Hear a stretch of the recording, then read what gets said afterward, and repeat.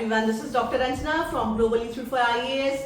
तो बेटा अभी चलते हैं next part of your prelims general studies 25 paper analysis, और इसके अंदर ना this is your fifth part, और इसमें डिस्कस करेंगे साइंस एंड टेक्नोलॉजी के एरिया को। और साइंस एंड टेक्नोलॉजी के साथ रिलेटेड बेटा सबसे पहला जो अपना क्वेश्चन है this is in set D, और ये सेट डी के अंदर बेटा this is your 21st question जो सबसे पहले यहाँ पे साइंस एंड टेक्नोलॉजी के साथ अपीयर हो रहा है। सो ये स्टेटमेंट है, फर्स्ट स्टेटमेंट है some rare earth elements are used in manufacturing of flat television screens and computer monitors. कुछ रेयर अर्थ एलिमेंट्स का इसमें इस्तेमाल होता है।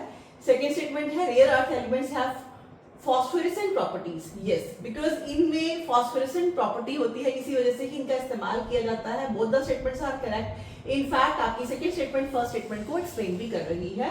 So A should be the answer here. उसके बाद अभी चलते हैं आगे 23rd क्वेश्चन पे। 23rd क्वेश्चन में बेटा consider the following space missions. How many of the space missions given above encourage the support of microgravity research? वैसे बेटा ये ऑलमोस्ट सभी के सभी आपको पता है माइक्रोग्रेविटी के ऊपर एक्सपेरिमेंट्स मैक्सिमम आपके प्रोब्स के अंदर होता है, और ये बात इसी क्वेश्चन के अंदर भी सही है। और एक्सियम 4, स्पेसएक्स, गगनयान तीनों में ही माइक्रोग्रेविटी जो है वो एक तरह से इट्स देयर एम कि वो उसको उसके ऊपर रिसर्च करेंगे।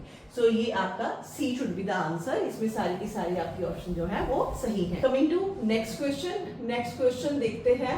Now this is your 24th question, और इस क्वेश्चन के अंदर है कि with reference to Indian defence consider the following pairs. Aircraft है और डिस्क्रिप्शंस है, जितने इनमें से कौन से जो है वो पेयर करेक्ट है। तो फर्स्ट आपका डॉर्नियर 228 मैरीटाइम पेट्रोल एयरक्राफ्ट है। यस, डेफिनेटली ये सर्विलेंस के लिए यूज होता है। IL-76 सुपरसोनिक कॉम्बैट एयरक्राफ्ट नहीं है, this is airlifter, so this is wrong. Then C-17 Globemaster 3, yes, this is military transport aircraft, this is true.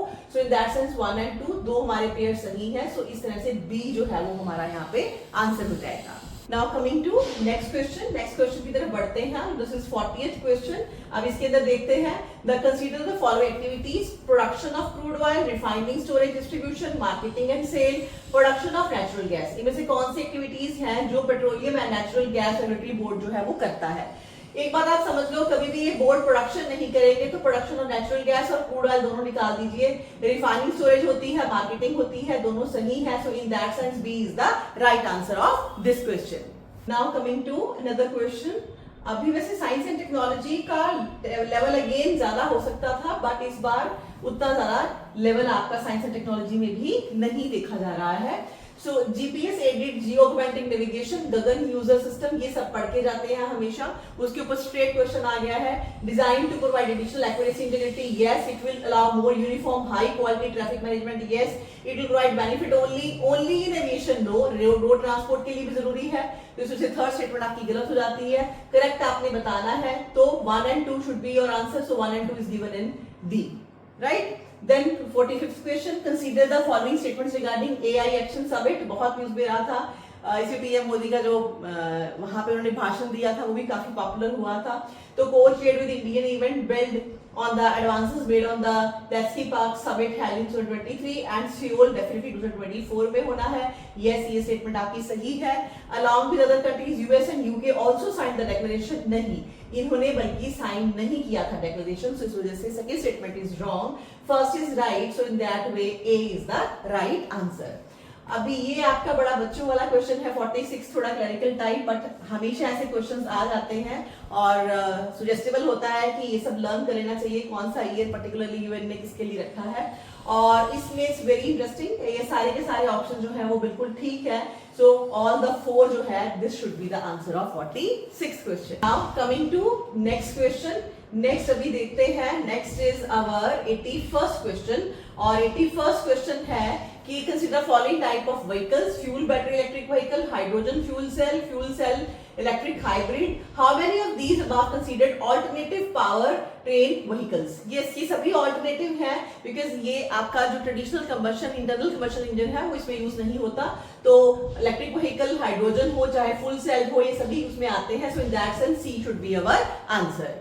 Now coming to 82nd question. बेटा this is about your UAVs, और इस बार लग ही रहा था कि इस तरह के आपको क्वेश्चंस आएंगे जिसमें आपको एम्यूनिशंस पे, वॉरहेड्स पे डेफिनेटली क्वेश्चन पूछेंगे। और यूएवीज पे वैसे इजी क्वेश्चन आया है। All types of UAVs can do vertical landing, अब डेफिनेटली ऑल टाइप्स के लिए तो नहीं हम बोल सकते कि वर्टिकल रेंडरिंग होती है। All types of यूवीज can do automatic hovering, yes, ये एक फीचर ऑलमोस्ट सभी यूवीज में पाया जाता है कि वो एक जगह पे अपनी स्टेबिलिटी शो करते हैं। All types of यूवीज can use battery only, ये वैसे ही समझ में आ रहा है। ऐसा कैसे हो सकता है कि सभी के सभी सिर्फ बैटरी पे ही चलते हो? तो बताना है करेक्ट स्टेटमेंट, तो एक स्टेटमेंट हमारी करेक्ट है, इन that sense A should be our answer. उसके बाद next question, again this is very easy question बेटा। इसके अंदर आपसे पूछा जा रहा है कि कौन कौन से हैं जो कि यूज होते हैं बैटरी कैथोड्स के लिए, और ये सभी आपको पता होगा, कोबाल्ट, ग्रेफाइट, लिथियम, निकल की सभी का इस्तेमाल होता है और इलेक्ट्रिक व्हीकल की बैटरीज बनाने के लिए, बिकॉज ये टॉपिक ऑलमोस्ट सभी पढ़ते ही हैं। सो ये सभी आपके जो एलिमेंट्स यूज होते हैं, so it should be D, all the 4 are the basically that is the correct answer. Now coming to next question beta. Now this is our 84th question. 84th question में है, बहुत easy question है, इनमें से कौन सी है जो कि दैट कंटेन प्लास्टिक और cigarette butts, I glass lenses, car tyres, you well understand, तीनों में ही जो है प्लास्टिक का इस्तेमाल होता है। So all the 3 is right. So कई बार शायद आपको लगता भी होगा पेपर में करते हो कि इतना आसान क्वेश्चन कैसे आ सकता है, बट यस होता है, हर क्वेश्चन टफ नहीं होता, बहुत सारे क्वेश्चन इजी लेवल में भी होते हैं। Now 85th question, consider the following substances, ethanol, nitroglycerin, urea, किनमें कोल गैसिफिकेशन टेक्नोलॉजी का इस्तेमाल होता है। ये थोड़ा सा ट्रिकी है, ध्यान देने वाला है, डायरेक्टली नहीं बट इनडायरेक्टली कोल गैसिफिकेशन का यूज होता है, बिकॉज कोल से सिन गैस प्रोड्यूस होती है, उससे इथेनॉल प्रोड्यूस होता है। ऐसे ही यूरिया का भी इस्तेमाल कर सकते हैं हम, राइट, यूरिया के लिए भी कोल गैसिफिकेशन यूज होती है, उससे सिन गैस से ये प्रोड्यूस होता है, बट नाइट्रोग्लिसरीन में नहीं होता। सो ये 2 स्टेटमेंट जो है मेरे हिसाब से सही है, सो इसका आंसर जो है बी होना चाहिए यहाँ पे। 85th question, what is the common characteristics of chemical substances generally known as Cl20, HMX, LLM 105? ये कहाँ पे यूज होते हैं? ये स्ट्रेट में बेटा आपका बी डी कॉमन ऑप्शंस है, एक्सप्लोसिव में या प्रोपेलेंट में, सो इट्स बेटर कि आप प्रोपेलेंट करो, D should be the right answer of this question. Coming to next question, next question की तरफ अगर आगे बढ़ते हैं हम, तो बेटा यहाँ पे है आपका ये मर्जुराना 1 चिप, ये भी काफी न्यूज में थी, और it is expected that this chip will enable quantum computing, yes, इसीलिए न्यूज में थी। माइक्रोसॉफ्ट की है, अमेजन वेब गलत है, deep learning, subset machine learning हो सकती है, 1 and 3 is the correct answer, so C होगा यहाँ पे आपका option. Next, with reference to monoclonal antibodies of often mentioned in the news, consider the following statement, they are man-made protein, definitely stimulating immunological functions due to their ability to bind, yes, binding करती हैं ये, और इसको Nipah virus में definitely जो है वो use किया जाता है। सो इसका जो है डी 1 2 3 स्ट्रेट में हमारा आंसर यहाँ पे रहेगा बच्चे। उसके बाद नेक्स्ट है आपका, consider the following statement, no virus can survive in ocean water, ये बात गलत है, जो ओशन में आपके डेफिनेटली वायरसेस सर्वाइव करते हैं। No virus can infect bacteria, बिल्कुल ही गलत है। No virus can change the cellular transcription activity in the host, ये अगेन दिस इज रॉन्ग, और यहाँ पे हमें रॉन्ग बताना है, यहाँ पे हमें सही बताना है, तो सभी के सभी रॉन्ग है। सो इन दैट सेंस आपका ये डबल नेगेटिव क्वेश्चन है, सो इसका आंसर जो है वो डी होना चाहिए कि कोई भी करेक्ट नहीं है। Now coming to last question of science and technology here, because इसमें ये सारे क्वेश्चन पीकॉक, तरंतुला ये मैं कवर कर चुकी हूँ इन योर एनवायरमेंट सेक्शन। तो यहाँ पे 96 क्वेश्चन है जो साइंस एंड टेक्नोलॉजी में मैं कवर करूंगी। Now with the reference of to direct air capture and emerging technology, where the following statements is or are correct. It can be used as a way of carbon sequestration, yes. It can be valuable approach for plastic production and food processing, yes. And in aviation it can be a source of carbon for combining hydrogen, और ये हमारी definitely low carbon fuel produce करती है, और ये correct बताना है तो डी, दैट मींस सी, यहाँ पे सॉरी सी 1 2 3 सभी ठीक है, सो सी इज द राइट आंसर।